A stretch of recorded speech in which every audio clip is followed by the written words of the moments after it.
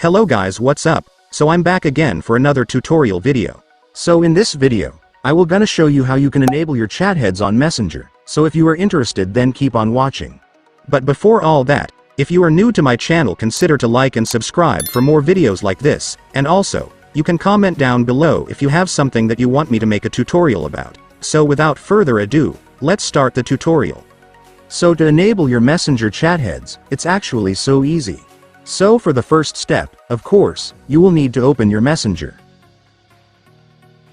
And after opening your Messenger, next, go to the menu at the top left corner. And once you're on the menu, I want you to go to Settings. And here in Settings, I want you to scroll down until you find the chat heads option. And once you've found it, just turn it on to completely enable your chat heads on Messenger.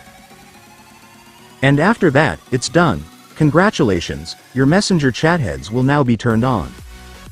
And so that's just how you do it guys. Now that you've watched this video you can now do it yourself. So that concludes our tutorial video for today. I hope it helped you. Thanks for watching. Goodbye.